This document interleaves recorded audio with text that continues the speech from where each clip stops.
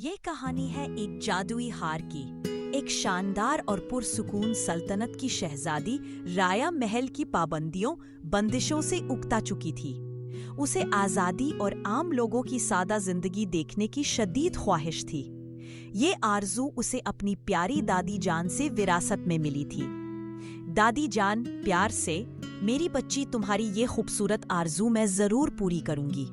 रात का वक्त दादी जान ने राया को एक जादुई नीला हार दिया। दादी जान, ये हार तुम्हें एक आम लड़की में बदल देगा। दादी जान राया को हार देते हुए आंखों में मोहब्बत, बच्ची, ये हार मेरी और तुम्हारी दोनों की आजादी है।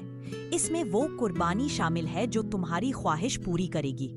अब तुम अपने सपने पूरे करो, मगर याद रखना, सुबह की पहली किरण पड़ने से पहले तुम्हें वापस लौट आना होगा।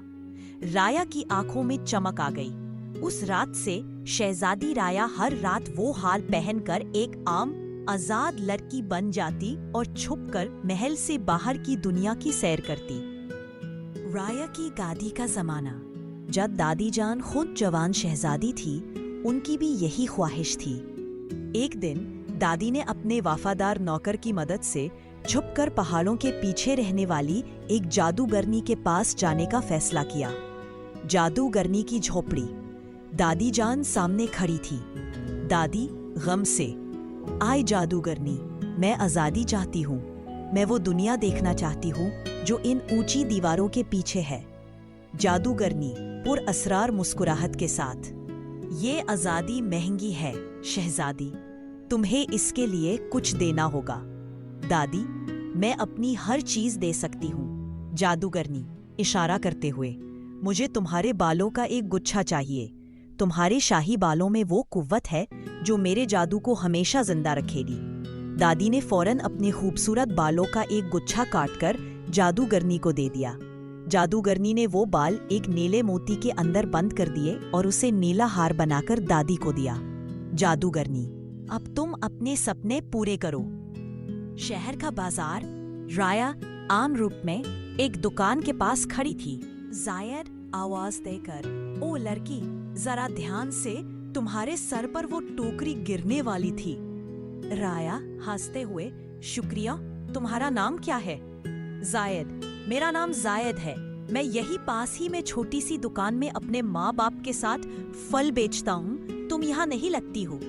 राया, मेरा नाम राया है। हाँ, मैं कुछ दिन पहले ही यहाँ आई हूँ। मैं शहर के दूसरे बाजार से हूँ। मेरा परिवार एक बहुत बड़े कर्ज में डूबा हुआ है, इसलिए मैं यहाँ कुछ पैसे कमाने आई हूँ ताकि कर्ज चुका सकूं। राया झूठ बोल देती है जायद को। वो दोनों बातें करते हैं। राया को जायद की सच्चाई और मासूमियत बहुत पसंद आती है। जायद भी उसकी खुश मिजाजी पर फिदा हो जाता है। उनकी मुलाकातें रोज का मामूल बन जाती हैं। एक रात राया देर हो जाने की वजह से जल्दी में थी। महल के बाहर अंधेरा और फिर हल्की रोशनी। राया और जायद एक दूसरे से जुदा हो रहे थे। जायद, रुको, तुम इतनी जल्दी में क्यों हो? राया, मुझे जाना होगा जायद, मुझे देर हो रही है। सूरज की पहली किरण जैसे ही आती है, वो हार जोर से चमकता है। जायद की आंखों के सामने राया का रूप बदल जाता है। वो सादा लड़की सुंदर लिबास में शहजादी राया बन जाती है। जायद हैरत से, राया, तुम एक शहजादी हो? राया आंखों में आंसू लिए, हाँ जायद, मैं तुम्हें बताना चाहती थी लेकिन बता नहीं सकी। राया हाथ चुड़ाकर महल चली जाती है और जायद देखता रह जाता है। अंधेरे में छुपा हुआ वफादार नौकर ये सब देखता रहता है। नौकर राजा को खबर देता है। राजा परेशान होकर फौरन जायद को बुलाता है। राजा का दरबार। राजा रंज से, जायद, तुम कौन हो? मेरी बेटी को तुमने जादू से बहकाया है। जायद बगैर डरे घुटने टेक कर, हुजूर, अगर मोहब्बत जादू है तो हाँ, मैं इनसे बेइंतहा मोहब्बत करता हूँ और मैं इनकी हिफाजत के लिए हमेशा तैयार हूँ। राजा राया की दादी से बात करने के बाद राजा सोचता है, मेरी बेटी महल में खुश नहीं थी। राजा राया और जायद की आंखों में सच्ची मोहब्बत देखता है। राजा मुस्कुराकर जोर से ऐलान करते हुए, मैं अपनी बेटी शहजादी राया और जायद का निकाह करता हूँ। आज से जायद भी हमारे दरबार का हिस्सा है। मेरी बेटी को वो खुशी मिलनी चाहिए जो वो चाहती है। पूरे मुल्क में खुशियों की लहर दौड़ जाती है। राया और जायद की शादी बहुत धूमधाम से होती है। राजा, शादी के बाद राया और जायद से तुम दोनों खुश रहो।